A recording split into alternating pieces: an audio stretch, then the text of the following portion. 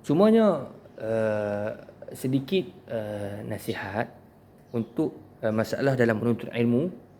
Pertama sekali, syarat yang pertama di sisi anda sendiri dalam menuntut ilmu, sebelum daripada perkataan Al-Imam Asy-Syafi'i, akhi lan tanala al-ilma illa bi sittatin sa'umbika an tafsiliha bi bayani zaka wa hirs wa ijtihad wa bulghah nasihatu ustaz wa tul zaman. Sebelum daripada 6 syarat ini, di sana ada syarat yang lebih muhim dan lebih aham daripada 6 syarat tersebut, iaitulah yang pertama ialah raghbah. Raghbah dengan makna keinginan seseorang dalam menuntut ilmu. Jadi kalaulah orang itu memang tak mau menuntut ilmu, itu tak boleh buat apa. Tak boleh buat apa. Kalau memang tak mau mengaji, itu tak ada ubat baginya.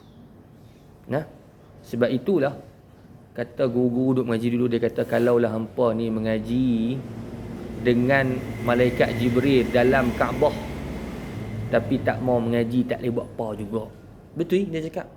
Kerana dia kembali kepada diri sendiri. Kita nak ke tak nak? Kita nak bekerja pun kita nak ke tak nak? Faham tak? Jadi kalau pertama sekali, yang pertama dalam menuntut ilmu ialah raghbah, keinginan seseorang dalam menuntut ilmu. Dan maksud di sini ialah ilmu yang bukan fardu ain.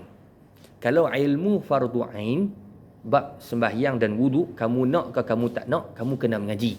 Tapi kalau ilmu fardu kifayah, ilmu nahwu, ilmu yang dakik-dakik daripada fiqh, itu adakah kamu nak ke tak nak? Kalau kamu tak nak, silakan kamu menjadi kalangan orang yang bekerja, orang yang abid, yang berzikir dan seumpamanya. Itulah yang pertama sekali. Jadi yang pertama sekali adalah raghbah, keinginan kita dalam menuntut ilmu. No. Kemudian, adakah seseorang itu disyaratkan untuk belajar kali pertama dalam keadaan ikhlas semata-mata kerana Allah? Jawapannya, para ulama menyebut la yutrakul amal li'adamil ikhlas. Tidak ditinggal akan ilmu kerana ketiadaan ikhlas. Sebab itu para ulama menyebut tarkul amal li ajlin nasi riya. Adakah kita akan meninggalkan sembahyang sunat kerana takut tak khusyuk dan takut tak ikhlas? Tak. Kalau anda berpendapat sedemikian, anda adalah orang yang rugi dan salah. Tidak ditinggalkan satu amalan kerana rosaknya hati. Tidak. Bahkan kita membuat amalan itu dengan niat untuk membersihkan hati.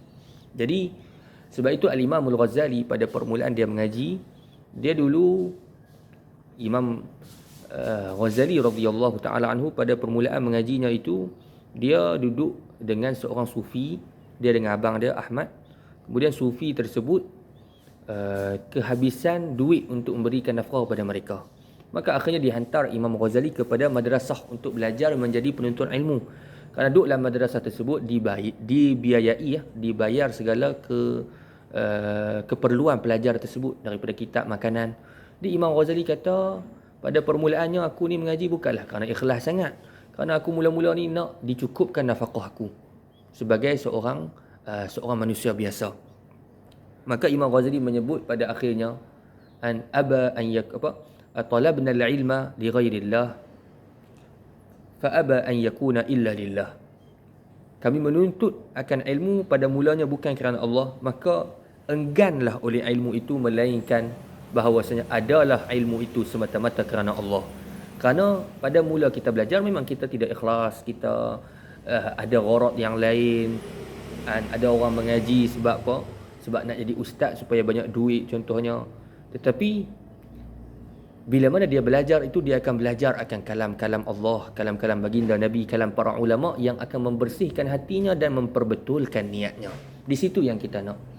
Sebab itu ada orang bertemu dengan Sayyidina Abu Hurairah radhiyallahu taala anhu. Dia kata, Abu Hurairah, aku tak belajar ni kerana aku takut aku tidak akan menunaikan akan hak ilmu. Maka kata Sayyidina Abu Hurairah radhiyallahu taala anhu kepadanya, kafa bi tarkika lil ilmi dhiya'atan ataupun idha'atan lil ilmi. Cukuplah dengan semata-mata kamu meninggalkan ilmu itu ialah satu perkara yang dikira sebagai mensia-siakan ilmu. Kamu takut kamu bila mengaji kamu tak dapat nak memberikan hak yang sepatutnya kepada ilmu, maka kamu mensia-siakan ilmu. Tak perlu cakap begitu. Kamu tinggal ilmu ni, kamu sudah dikira orang yang mensia-siakan akan ilmu. Dan kemudiannya, bagi penuntut ilmu, kalau boleh belajarlah dalam bentuk mahabbah, kasih dan cinta kepada ma'rifah. Belajar tu nak tahu apakah rahsia. Belajar tu dalam keadaan suka dan kasih. Kerana kalau kita buat dalam satu benda dalam keadaan terpaksa, maka perkara tersebut tidak akan lama. Kalau kita buat satu perkara dalam bentuk yang terpaksa, kita tidak akan lama. Kerana itu kata Al-Imam Al-Haddad radhiyallahu ta'ala anhu, dia menyebutkan dalam hikamnya, la tadumu ma'a al-kulfati ulfah. Tidak akan berserta dengan satu kepayahan oleh satu kejinakan. Maksudnya, takkan berkekalan dengan satu kepayahan itu oleh satu kemesraan. Kalau contoh kita ni berkawan dengan orang tetapi kita ni sentiasa takalluf baginya, memberatkan akan diri kita dengannya.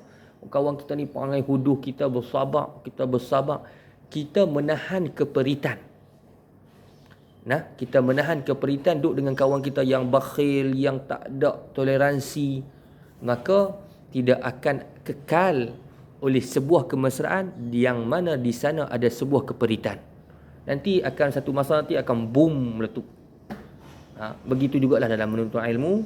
Jadi kalau boleh kita tanamkan rasa cinta kepada menuntut ilmu, kerana inilah yang telah disuruh oleh Allah Subhanahu wa taala dalam ayat Quran yang banyak. Falaula nafara min kulli firqatin minhum ta'ifatun liyatafaqahu fid din wa liyunziru qaumahum idza raja'u ilaihim la'allahum yahdharun. Dan masuk dalam hadis baginda Nabi sallallahu alaihi wasallam fi ma rawahu Tirmizi, fadlul alim 'ala al-'abid ka fadli 'ala adnakum.